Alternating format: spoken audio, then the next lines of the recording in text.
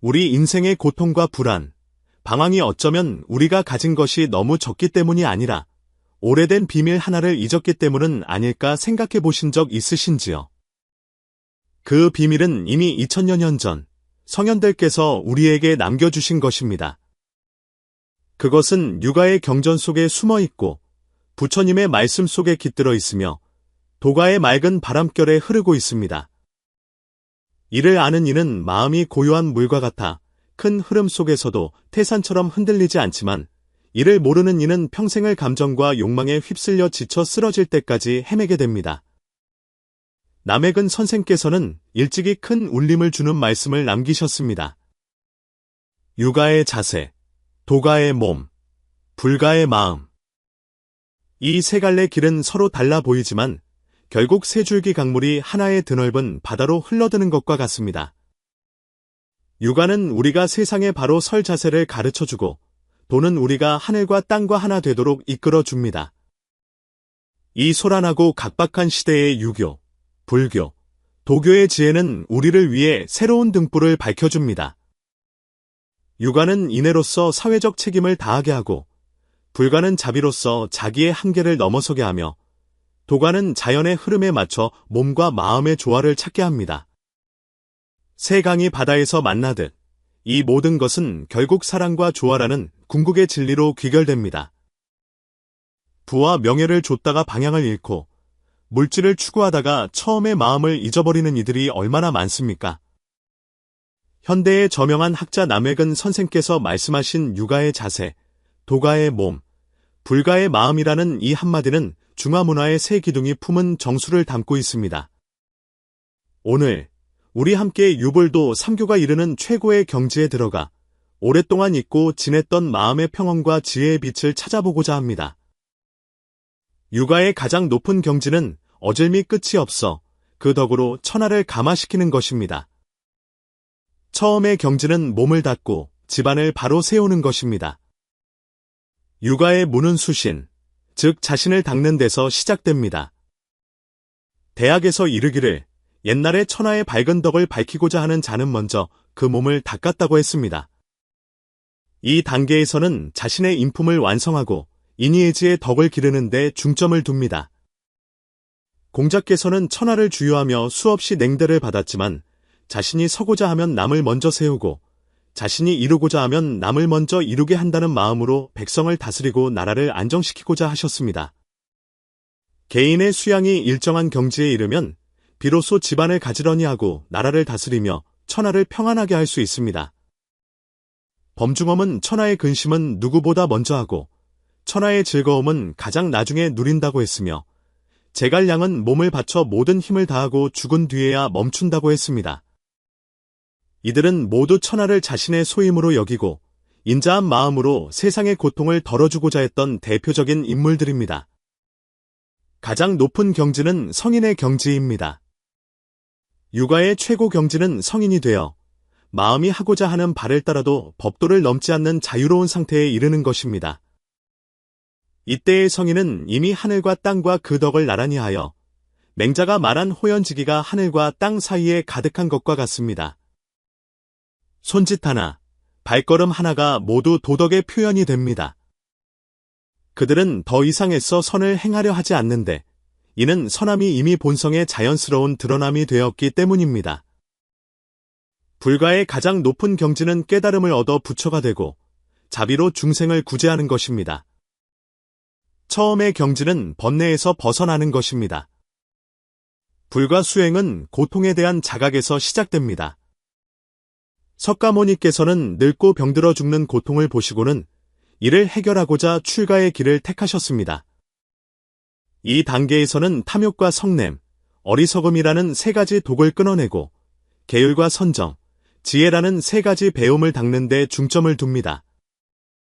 감산대사께서 말씀하시길 오직 중생이 고통에서 벗어나기를 바랄 뿐 나 자신의 안락을 구하지 않는다고 하셨습니다.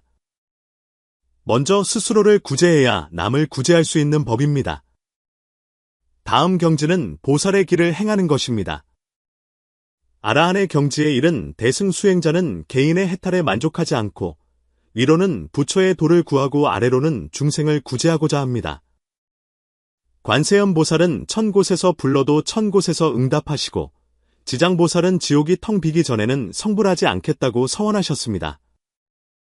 이들은 모두 자신을 위해 안락을 구하지 않고 오직 중생이 고통에서 벗어나기를 바라는 보살 정신을 보여줍니다. 가장 높은 경지는 부처의 깨달음입니다. 불가의 최고 경지는 성불하여 완전한 깨달음에 이르는 것입니다. 이때는 이미 모든 대립을 초월하여 참된 자성을 얻게 됩니다. 반야심경에서 이르듯 색이 공과 다르지 않고 공이 색과 다르지 않습니다. 부처는 더 이상 나라는 생각이나 법이라는 생각에 얽매이지 않고 조건 없는 큰 자비와 모두가 한 몸이라는 마음으로 널리 중생을 구제하여 중생들의 궁극적인 의지처가 됩니다. 도가의 가장 높은 경지는 자연의 법을 따라 도와 하나가 되는 것입니다. 처음의 경지는 무의, 즉 억지로 함이 없는 경지입니다. 노자께서는 함이 없으면 이루지 못할 것이 없다고 하셨습니다. 이는 아무것도 하지 않는 소극적인 태도가 아니라 자연의 이치에 순응하며 억지로 행하지 않는 것을 의미합니다.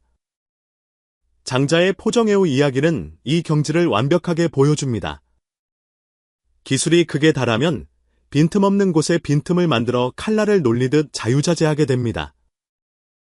다음 경지는 소유하며 자유로운 것입니다. 이 경지에 들어선 도가 수행자는 이미 세속의 속박에서 벗어나 정신적으로 절대적인 자유를 누립니다. 장자가 꿈속에서 나비가 되어 날아다닌 이야기는 이러한 초월적인 소유의 경지를 표현합니다. 이때 그는 오직 천지의 정신과 더불어 홀로 왕래하며 외부의 사물에 얽매이지 않습니다. 가장 높은 경지는 도와 하나가 되는 것입니다. 도가의 최고 경지는 도를 얻어 신선이 되고 대도와 하나로 어우러지는 것입니다. 도덕경에 이르기를 사람은 땅을 본받고 땅은 하늘을 본받으며 하늘은 도를 본받고 도는 자연을 본받는다고 했습니다. 이때는 이미 주체와 객체의 대립이 사라지고 자아가 완전히 우주의 본체에 녹아들어 도의 화신이 됩니다.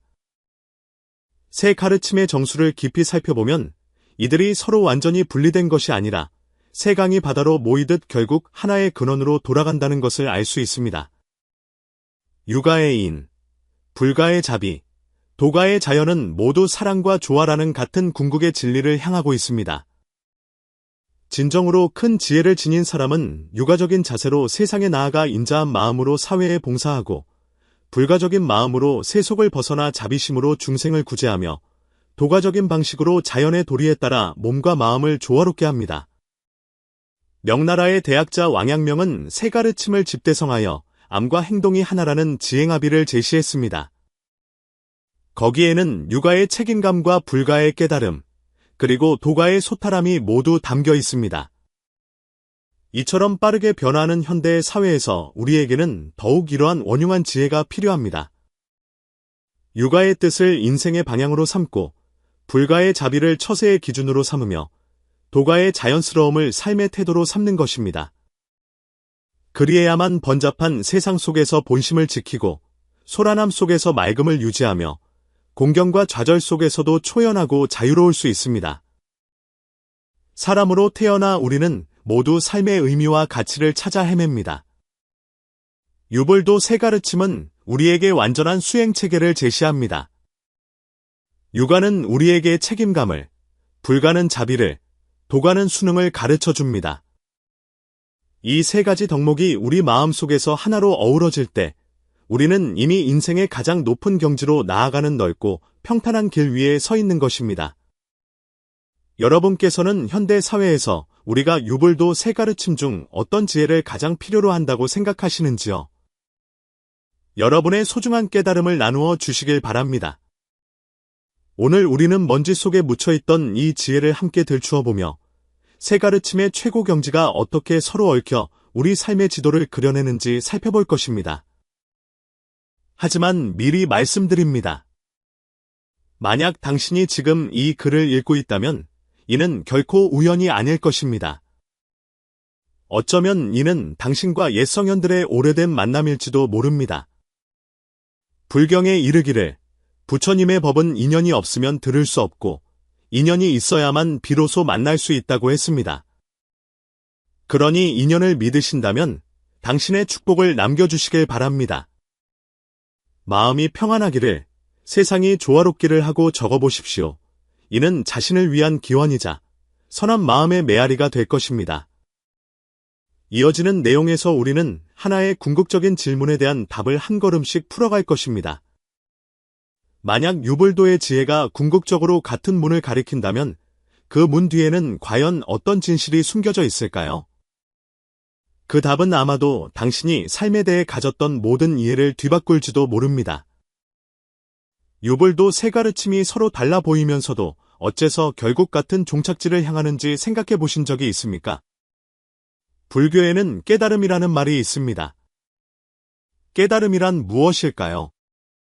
그것은 생명의 본질을 꿰뚫어 보고 환상을 넘어 자신의 본성으로 돌아가는 것입니다. 열반경에서는 모든 중생에게는 부처의 성품이 있다고 했습니다. 이는 당신이 누구이든 어디에 있든 당신의 마음 깊은 곳에는 영원히 꺼지지 않는 한 줄기 빛이 숨어 있다는 의미입니다. 하지만 문제는 대부분의 사람들이 평생 그 빛을 보지 못한다는 것입니다. 왜일까요? 바로 무명, 즉 어리석음이 우리의 눈을 가리고 있기 때문입니다. 불경에서는 무명이 고통의 근원이라고 말합니다.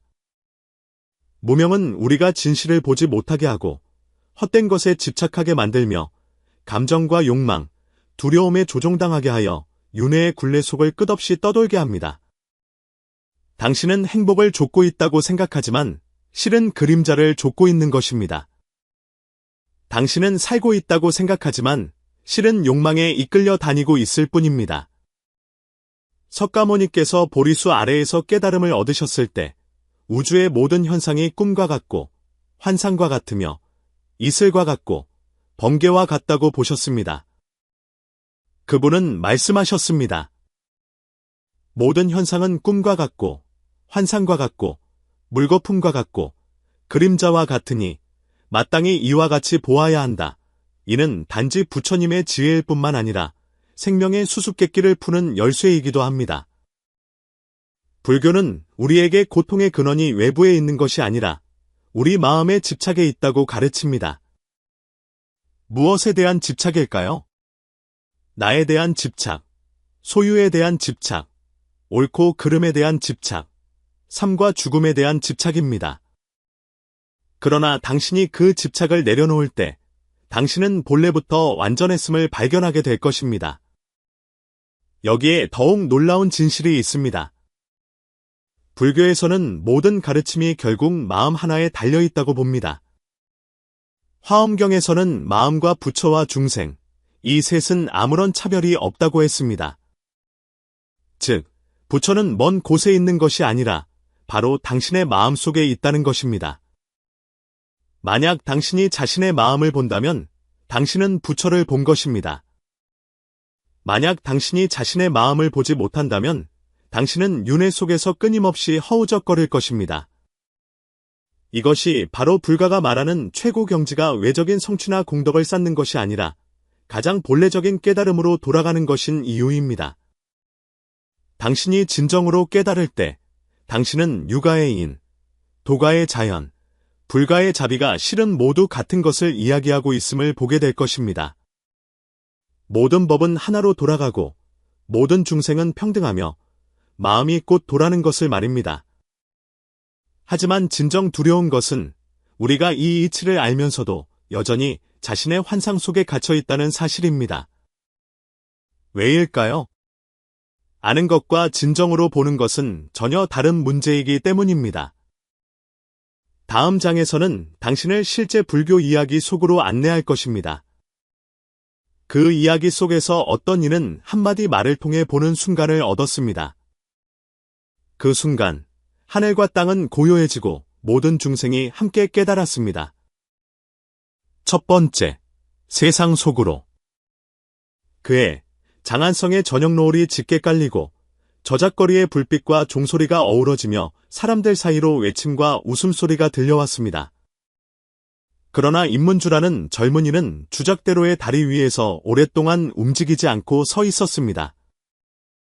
그는 조정의 진사로 24살에 장원급제하여 천재라 불렸습니다. 그러나 각 관직에 오른 첫해, 그는 장안성 동쪽에 허물어진 사당 옆에서 굶어 죽은 아이를 직접 보게 되었습니다. 그 순간, 그는 자신이 온 힘을 다해 추구했던 공명이 과연 무슨 의미가 있는지 처음으로 의심하게 되었습니다.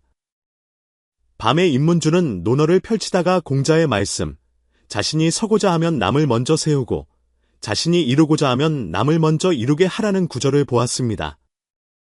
그는 눈을 감았지만 마음속에서는 더 깊은 의문이 솟아올랐습니다. 세상이 이토록 어려운데 나 한 사람의 힘으로 몇 명이나 일으켜 세울 수 있으며 또 몇 명이나 뜻을 이루게 할 수 있단 말인가. 사흘 후 그는 관직을 내려놓고 대학 한 권과 붓 한 자루만을 든 채 홀로 돌을 구하는 길을 떠났습니다. 두 번째, 돌을 구하다. 인문주는 남쪽으로 길을 떠나 형산기슭에 이르렀습니다. 그곳에서 무국상인이라 불리는 은자가 깊은 골짜기에 응거하며 도덕경을 강론하고 인연 있는 이들을 제도한다는 소문을 들었습니다. 처음 상인을 만났을 때 그는 계곡가에서 옥돌 하나를 어루만지고 있었습니다. 그의 눈매는 고요한 물과 같아 마치 천지의 어떤 비바람도 그의 마음을 흔들 수 없을 것 같았습니다. 인문주가 물었습니다. 선생님, 공자께서는 저에게 몸을 닫고 집안을 다스리며 나라를 다스리고 천하를 평안케 하라고 가르치셨습니다. 하지만 저는 중생의 고통의 끝이 없음을 보고 무력감을 느꼈습니다. 돈은 어디에 있습니까? 무국상인은 옥돌을 내려놓고 그를 바라보며 단 4글자를 말했습니다. 돈은 자연을 따른다. 인문주는 이해하지 못했습니다. 상인은 계곡물을 가리키며 말했습니다. 보시오. 물은 본래 형태가 없어 돌을 만나면 돌아가고 골짜기를 만나면 흐르며 결코 집착하지 않소. 그러면서도 이르지 못하는 곳이 없지. 그대의 마음이 물과 같다면 스스로 걸림이 없을 것이오. 인문주는 마음에 큰 울림을 느꼈지만 여전히 온전히 깨닫지는 못했습니다. 그리하여 그는 산에 남아 좌선을 배우고 무의를 배우며 만물의 순결에 순응하는 법을 익혔습니다. 3년 후 그는 만물이 고요한 속에서 자신의 심장 소리를 들을 수 있었고 혼란한 세상 속에서도 한치의 맑음을 유지할 수 있게 되었습니다. 그러나 그는 여전히 궁극적인 답을 찾지 못했습니다. 마음이 고요한 물과 같아졌음에도 그는 여전히 세상의 고통을 보았기 때문입니다. 세 번째, 부처를 만나다. 세 번째 봄, 인문주는 산을 내려와 여산 동쪽 길을 걷다가 탁발을 하는 한 스님을 만났습니다. 스님의 법명은 해연이었고 회색 승복 한 벌의 눈빛은 샛별처럼 맑았습니다. 인문주가 물었습니다. 부처님께서는 세상의 고통을 해결하실 수 있습니까? 해연 스님은 합장하며 담담히 말했습니다. 부처는 고통을 해결하지 않습니다. 부처는 단지 고통이 어디에서 오는지 알려줄 뿐입니다. 고통은 밖에 있는 것이 아니라 마음에 있습니다. 인문주는 놀랐습니다. 해연 스님이 말했습니다. 그대는 사람을 구하려는 데 집착하고 세상을 다스리려는 데 집착하기에 고통스러운 것입니다. 고통을 보지 않는다면 어찌 구할 것이 있으며 나라는 상이 없다면 어찌 중생이라는 상이 있겠습니까? 삶과 죽음이 없다면 어찌 없고 이름이 있겠습니까? 김문주는 마치 벼락을 맞은 듯했습니다. 해연 스님은 이어 반야심경을 인용했습니다. 색이 공과 다르지 않고 공이 색과 다르지 않으며 색이 곧 공이요 공이 곧 색이다. 그 순간 인문주는 비로소 깨달았습니다. 소위 최고 경지라는 것은 세상을 떠나는 것도 세상을 바꾸는 것도 아니라 세상 속에서 깨닫는 것임을 말입니다. 그는 눈을 감았고 마치 허공 속에서 반짝이는 무수한 빛의 점들을 보는 듯했습니다. 각각의 마음은 홀로 존재하면서도 서로 연결되어 마치 바다의 물결처럼 모두가 전체의 일부였습니다. 네 번째, 큰 고통. 해연 대사는 인문주를 제자로 받아들였지만 경전을 가르치지도 수행법을 가르치지도 않았습니다. 다만 매일 산을 내려가 시정으로 들어가 가장 고통스러운 곳을 다니게 했습니다. 고통을 보지 않고서 어찌 고통을 이해하겠느냐는 것이었습니다. 인문주는 명을 따라 장안 동쪽 시장의 거린들이 모인 골목을 지났고 낙양성 밖의 무덤터를 지났으며 강남 홍수 이후의 폐허를 지났습니다. 그는 어머니가 마지막 한 숟가락의 밥을 아이에게 먹이고 자신은 조용히 찬물을 삼키는 것을 보았습니다. 그는 유랑민들이 차가운 바람 속에서 울부짖고 얼어붙은 시신들이 하나둘 강물에 던져지는 것을 보았습니다. 그는 늙은이가 죽은 아내의 시신을 끌어안고 황폐한 땅에 무릎 꿇고 앉아 샘솟는 눈물을 흘리며 왜 하필 당신이요, 내가 아니고 라고 되뇌는 것을 보았습니다. 이 모든 장면은 인문주의 마음을 칼로 베는 듯 아프게 했습니다. 깊은 밤, 그는 스님께 돌아와 물었습니다.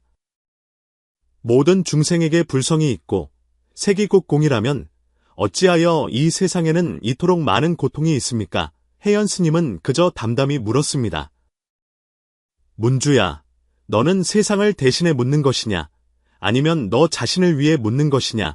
김문주는 할 말을 잃었습니다. 해연 스님이 말했습니다. 만약 너 자신을 위해 묻는다면 너는 나에 집착하는 것이다.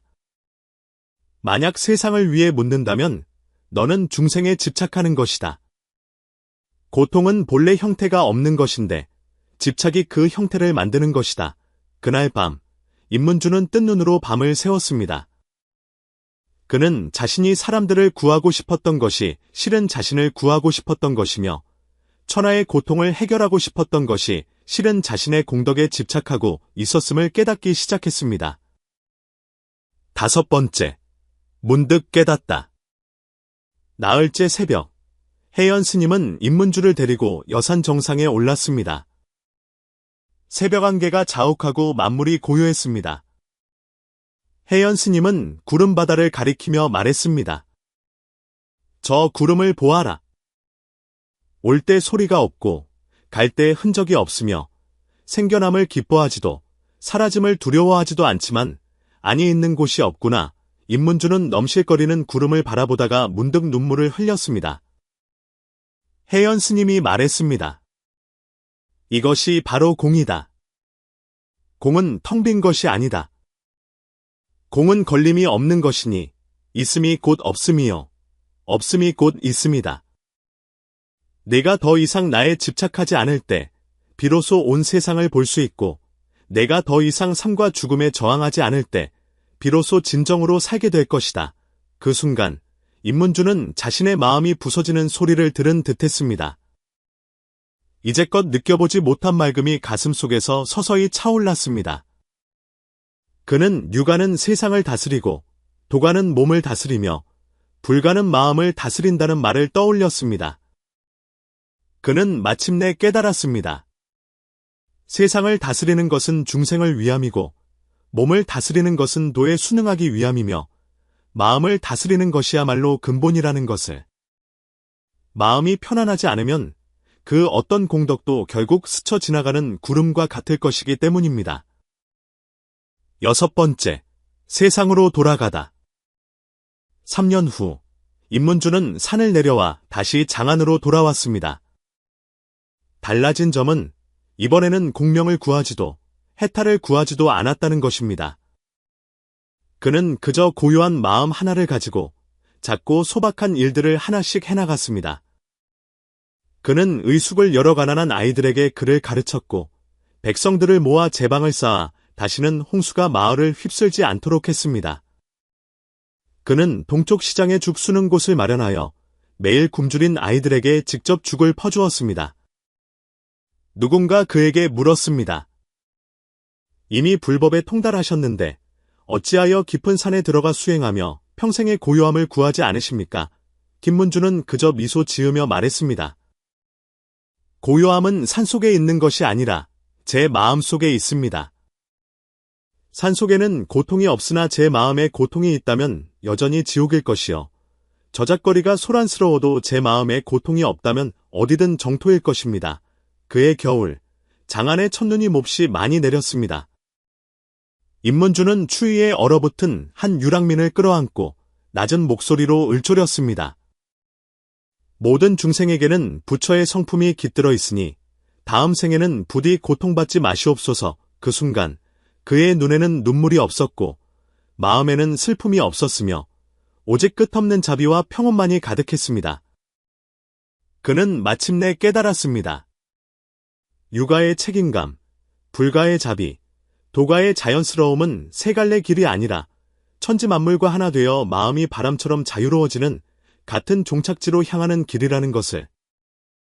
당신은 아마 인문주가 세 가지 지혜를 겪으며 최종적으로 무엇을 깨달았는지 물을 것입니다.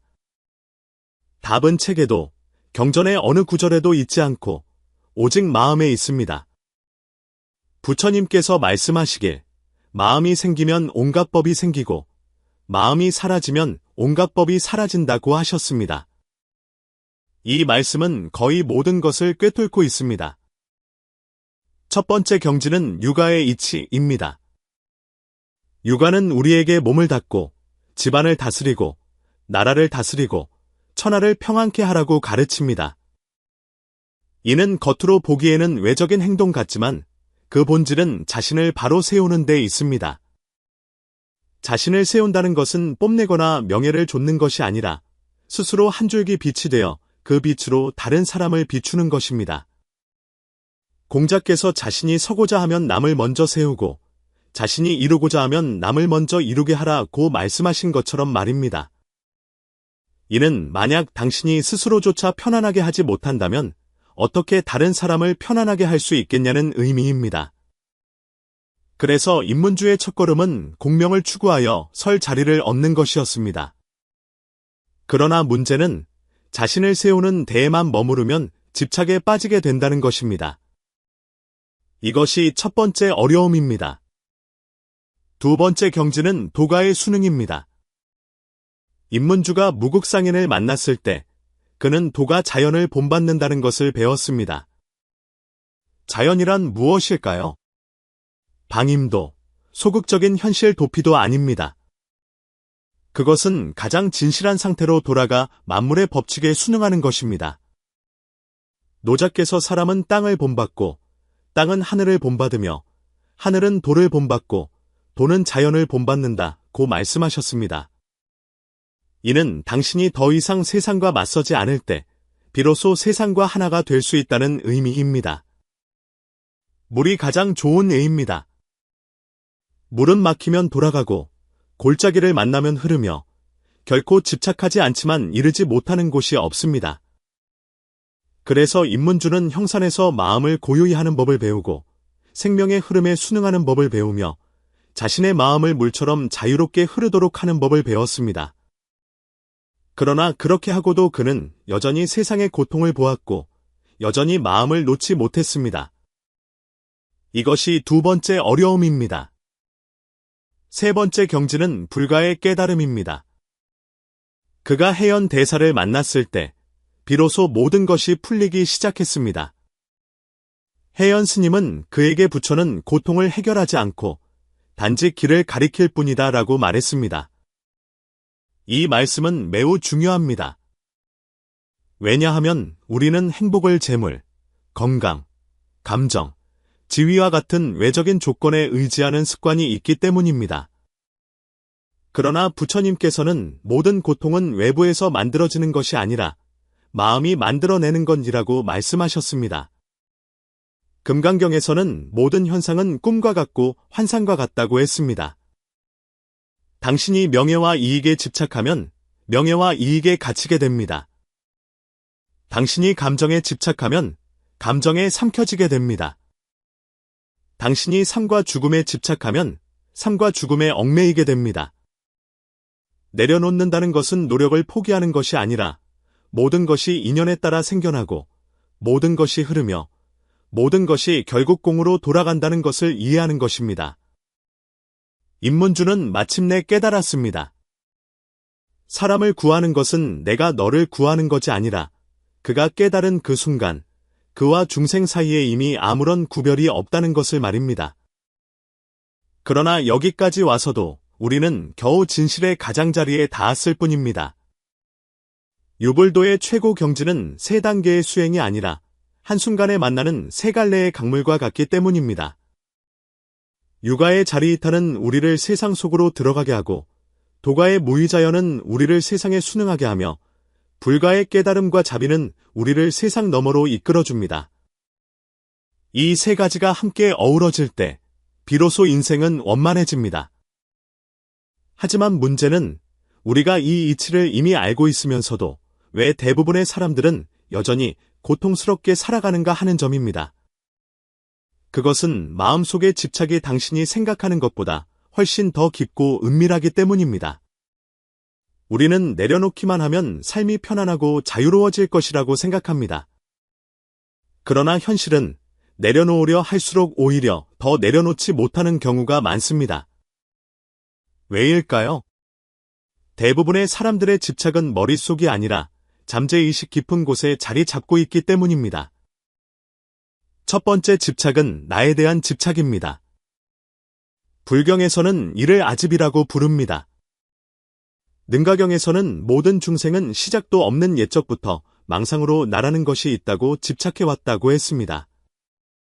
우리가 나의 성공, 나의 실패, 나의 가족, 나의 이상이라고 말할 때 우리는 무의식적으로 자아의 존재감을 계속해서 강화합니다. 그러나 문제는 이 나라는 것이 사실은 허구적인 환상이라는 점입니다. 우리는 자신이 살고 있다고 생각하지만 실은 욕망, 두려움, 습관, 비교에 의해 한 걸음씩 이끌려 다니고 있을 뿐입니다. 인문주가 처음 벼슬길에 나섰을 때 왜 고통스러웠을까요? 그가 공명과 자아의 가치를 하나로 묶었기 때문입니다. 공명이 부정당하면 곧 나가 부정당하는 것과 같았습니다. 그러나 나가 존재하지 않을 때 고통은 그 뿌리를 잃게 됩니다. 두 번째 집착은 소유에 대한 집착입니다. 금강경에서는 무릇 형상이 있는 것은 모두 허망하다고 했습니다. 우리가 고통스러운 것은 행복을 소유 위에 두기 때문입니다.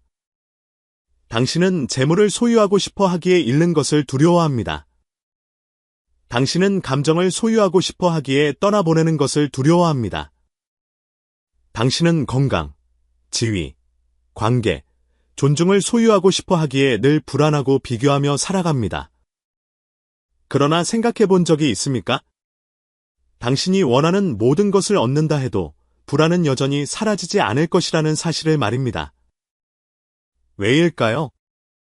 소유욕에는 끝이 없기 때문입니다. 당신이 움켜쥘수록 마음은 더욱 공허해집니다. 이것이 부처님께서 말씀하신 탐욕, 즉 끝없는 갈구가 사람을 무한한 윤회에 빠뜨리는 이유입니다.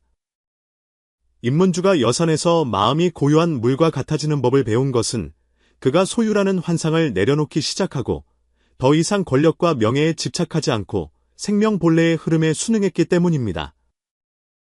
세 번째 집착은 삶과 죽음에 대한 집착입니다. 이것이 가장 깊은 층입니다. 불경에서는 모든 두려움이 궁극적으로 죽음에 대한 두려움에서 비롯된다고 말합니다. 우리가 왜 필사적으로 돈을 벌까요? 통제력을 잃을까 두렵기 때문입니다. 우리가 왜 외로움을 두려워할까요? 외로움은 버려진 듯한 느낌을 주기 때문입니다. 우리가 왜 용서하지 못할까요? 시간이 무한하다고 착각하며 모든 것이 결국 사라진다는 사실을 인정하고 싶지 않기 때문입니다. 해연 대사는 인문주에게 내가 더 이상 삶과 죽음에 저항하지 않을 때 비로소 진정으로 살게 될 것이라고 말했습니다. 이는 매우 높은 경지입니다. 당신이 삶과 죽음을 구름처럼 받아들일 때 당신은 유한한 생명을 무의미한 집착에 낭비하지 않게 될 것이기 때문입니다. 당신은 더 부드러운 방식으로 자신을 대하고 세상을 대하며 모든 관계를 대하기 시작할 것입니다. 그런데 우리는 왜 여전히 내려놓지 못할까요? 아는 것과 보는 것은 완전히 다른 문제이기 때문입니다. 당신은 무상함을 알지만 잃었을 때 여전히 고통스러워합니다. 당신은 모든 것이 공하다는 것을 알지만 여전히 실패를 두려워합니다. 당신은 집착이 고통이라는 것을 알지만 여전히 내려놓지 못합니다. 왜일까요? 우리가 단지 생각으로 이해할 뿐 마음으로 보지 못했기 때문입니다. 불교에서 말하는 깨달음이란 새로운 지식을 배우는 것이 아니라 자아와 욕망, 삶과 죽음의 허망한 본질을 직접 보는 것입니다.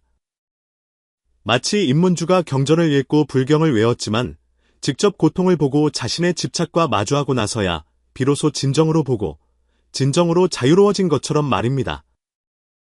자유는 도피가 아닙니다. 입문주는 마지막에 장안으로 돌아와 깊은 산으로 수행을 떠나지도 세상을 멀리하지도 않았습니다. 그는 도시로 돌아와 저작거리에서 베풀고 가르치며 가난하고 어려운 이들을 돌보는 삶을 선택했습니다. 왜일까요? 그가 마침내 내려놓는다는 것이 세상을 떠나는 것이 아니라 세상 속에서 걸림없이 사는 것임을 깨달았기 때문입니다. 불가의 가장 높은 깨달음은 하늘에서 열반에 드는 것이 아니라 마음에 열반이 없으면 어디든 열반이라는 것입니다. 당신이 나에 대한 집착, 소유에 대한 환상, 삶과 죽음에 대한 두려움을 내려놓을 때 당신은 본래부터 늘 원만함 속에 있었음을 발견하게 될 것입니다. 그러나 이것이 끝이 아닙니다. 유불도의 최고 경지는 단지 꿰뚫어 보는 것이 아니라 그대로 살아내는 것이기 때문입니다. 유불도의 원흉한 지혜를 살아내기 위한 4가지 실천 방법이 있습니다.